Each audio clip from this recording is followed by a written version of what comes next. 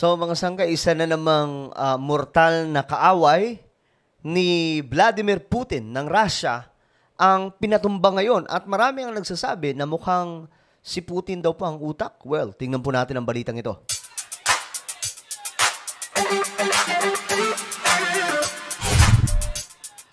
So, magandang oras sa lahat ng ating mga kababayan. At ito nga mga sangkay, panibagong araw.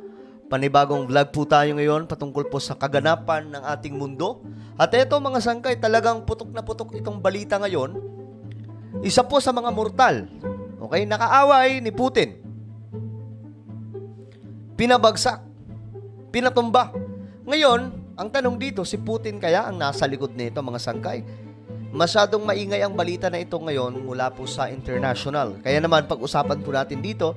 Pero bago tayo magsimula, pakisubscribe po muna yung ating YouTube channel. Ayan po sa baba ng video na to, makikita nyo po mga sangkay sa ibaba ang subscribe. Pindutin nyo lang po yan, tapos pindutin nyo po rin po yung bell at pindutin nyo rin po yung all.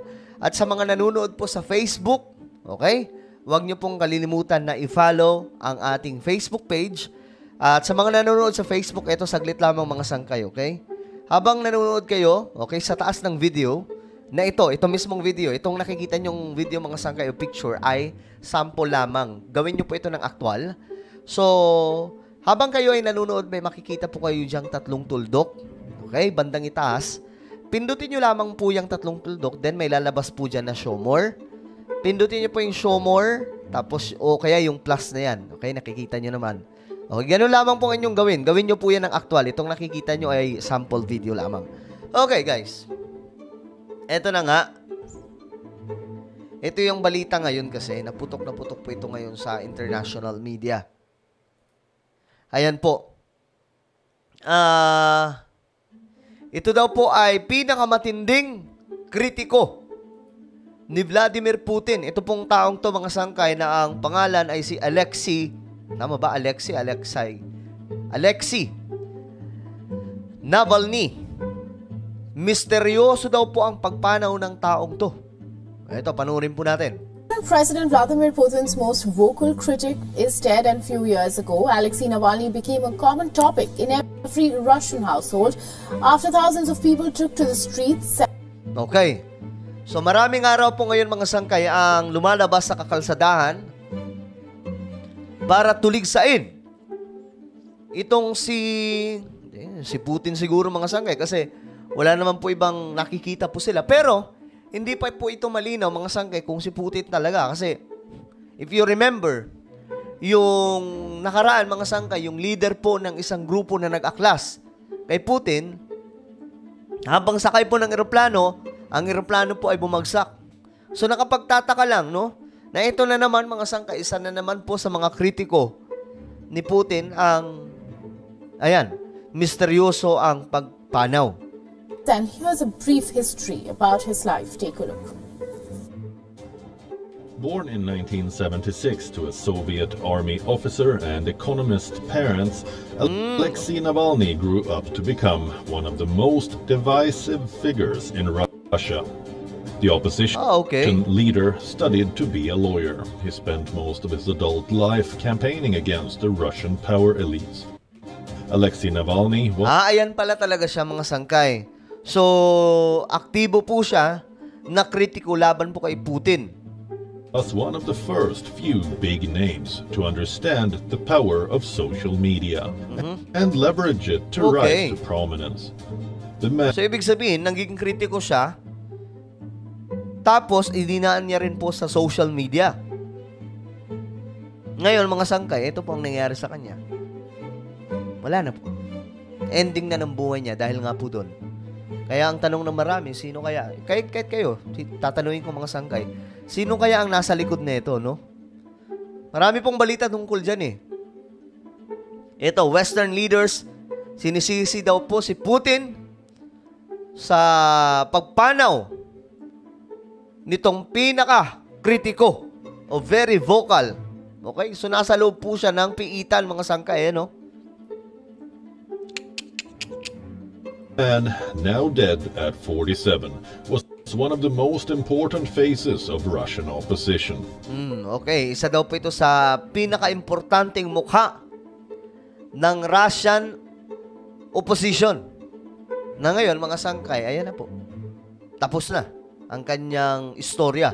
Navalny first made headlines in 2007 when he began buying shares in state-owned oil giants. Navalny's idea was to access their company documents to find evidence of corruption. Navalny's next big move was in 2011 when he set up an anti-corruption foundation. On his target list were the infamous Kremlin elite. Matindi pala tong taong to, mga sangkay. Hindi pala basta-basta.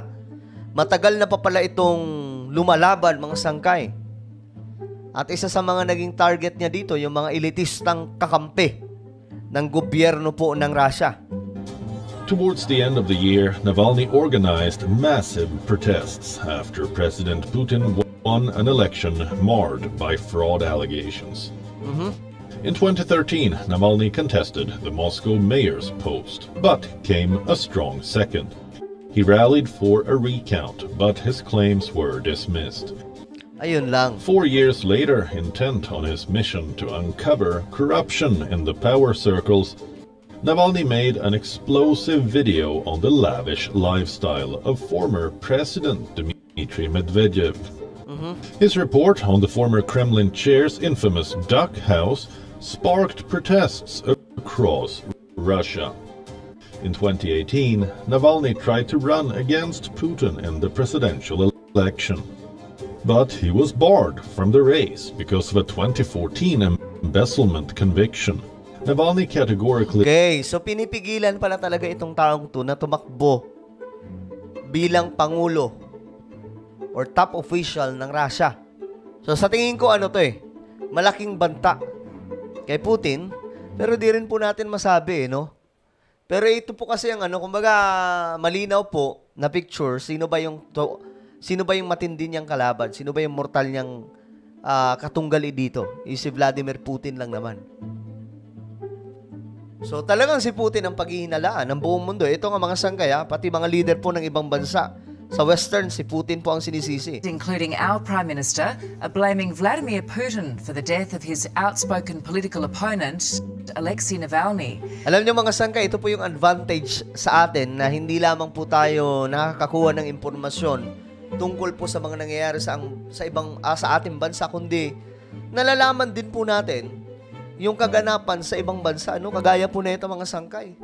Mortal pala itong kaaway ni Putin at ayun nga po, mukhang si Putin din po ang sinisisi sa pagpanaw. Ano to? Tingin nyo ba mga sangkay, si Putin po talaga yung trumabaho?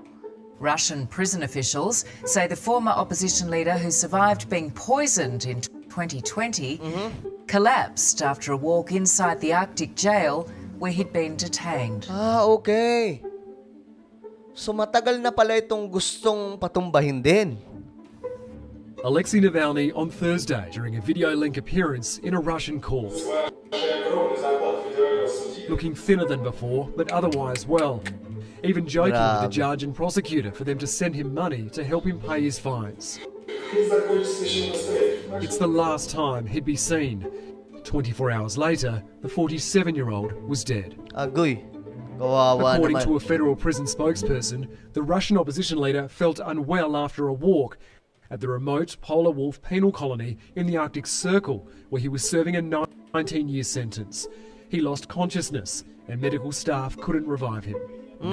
So wala talagang parang nawalan lang po bigla ng alam niyo yung parang heart attack, parang ganun mga sangkay. Bigla na lamang pong parang nag-collapse, no?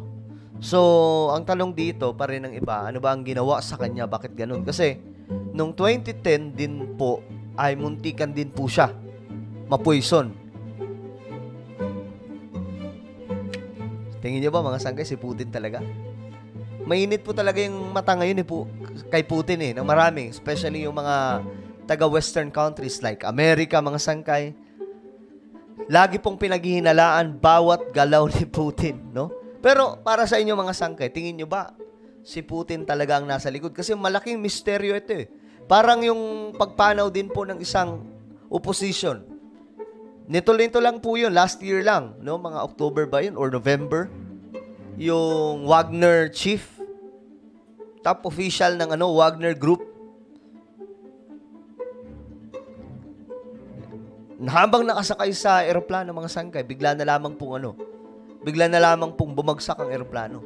Kaya marami po ang nagtataka, sino ba ang may gawa nun? Si Putin. So ito na naman mga sangkay, parang sunod-sunod na po ito eh. Pero anong tingin nyo? Sa tingin nyo ba si Putin talaga may gawa nito? Or may naiisip pa kayong ibang pwedeng teorya? So, just comment down below. And now guys, meron pa akong Facebook group. Ito ay Hukbong Solid Sangkay. So, exclusive lamang po malamang sa mga Solid Sangkay. Hanapin nyo po ito sa Facebook. Mag-join group po kayo at i-approve kayo ng mga admin. But make sure na masasagutan nyo lahat ng tanong. Kasi pag di nyo sinagutan yung kahit isang tanong lang, hindi kayo makapasok dito, okay? So, ako na po yung magpaalam hanggang sa muli. This is me, Sangkay Janjan. Palagi nyo pong tatandaan that Jesus loves you. God bless everyone.